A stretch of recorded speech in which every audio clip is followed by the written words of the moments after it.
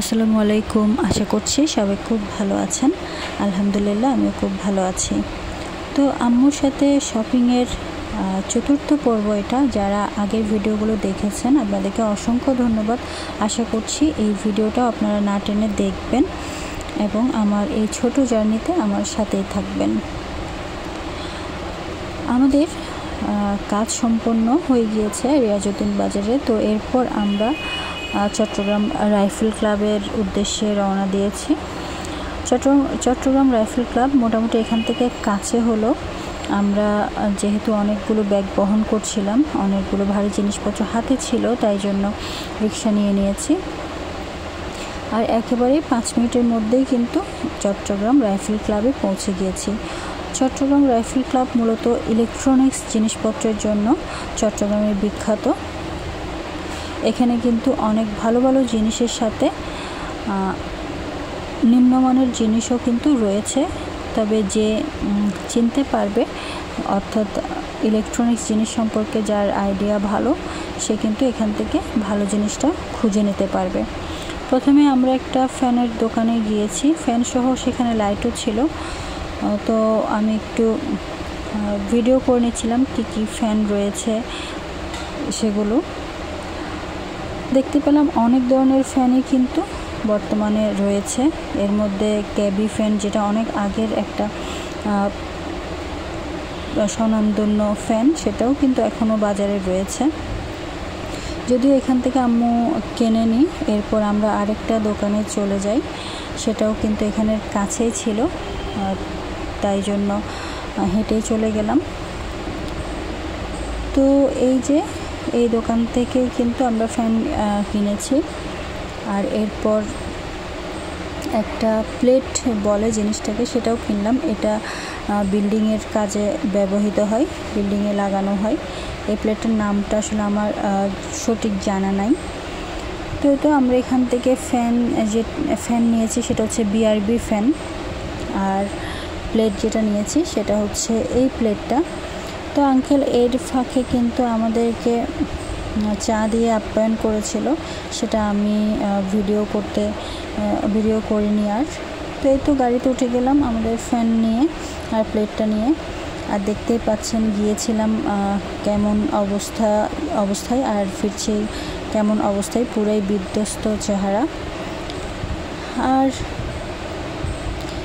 এরপর আমরা বাসার দিকে ফিরছিল আম্মু। আমিও বাসার কাছাকাছি এসেই কিন্তু আবার আরেকটা কাজে গিয়েছিলাম, সেটা ইনশাআল্লাহ অন্য ভিডিওতে শেয়ার করব। তো চট্টগ্রামের এত বিল্ডিংয়ের মধ্যেও যে এখনও এত সুন্দর সবুজ গাছ রয়ে গেছে, সেটাই আসলে আমাদের জন্য অনেক বড় পাওয়া। সামনে আরও অনেক বেশি গাছ দেখতে পাবেন। আসলে মূলত চট্টগ্রাম হচ্ছে সবুজের নগরী। এখানে একসময় এত বেশি গাছ পাহাড় ছিল, যেটা অনেক বেশি অতুলনীয় ছিল। কিন্তু বর্তমানে এত বড় বড় বিল্ডিংয়ের পাশে আসলে তারা খুবই ক্ষুদ্র জায়গা নিয়ে আছে।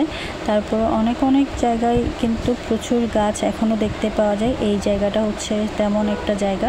এখানে কিন্তু বেশ বড়সড় গাছ উপরে দেখতে পাচ্ছেন। পাহাড় এখানে রয়ে গিয়েছে এখনও, হয়তো এখনও এগুলো যারা গাছ কাটে, জমি দখল করে, জায়গা দখল করে, তাদের চোখে এখনও পড়লে এখানেও হয়তো বেশ বড়সড়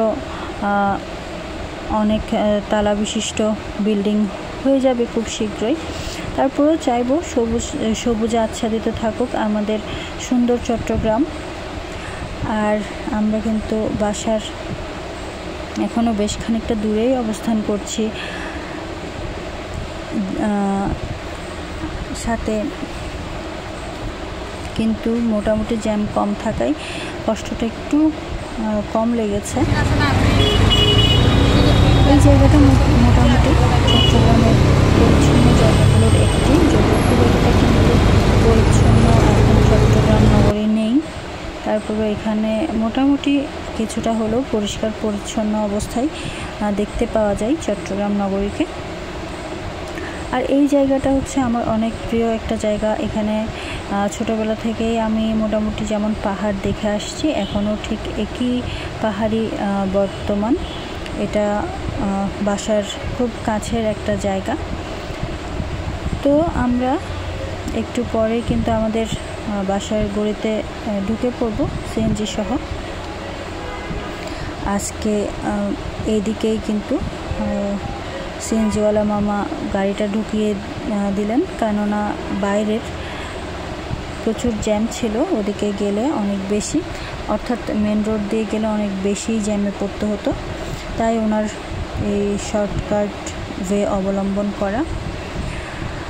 এতটুকু রাস্তায় কিন্তু অনেকগুলোই গাছপালা দেখতে পেয়েছেন, কিন্তু চট্টগ্রামের অন্যান্য অনেক জায়গায় কিন্তু এত গাছ দেখতে পাওয়া যায় না, তাই এই রাস্তাটা আমার অনেক বেশি প্রিয়। আর যারা আমার ভিডিও দেখেন তাদের কিন্তু আমাদের বাসার গলিটা মুখস্থই বলা যায়, কিন্তু এইদিকে খুব আমার কখনোই ভিডিও করা হয়নি, তাই এটা নতুন। তো এই তো আজকের ভিডিওটা আমি এতটুকুই রাখছি। আপনাদের সহযোগিতা কামনা করছি। সবার জন্য অনেক বেশি দোয়া থাকলো, আমার জন্য দোয়া করবেন। আল্লাহ হাফেজ।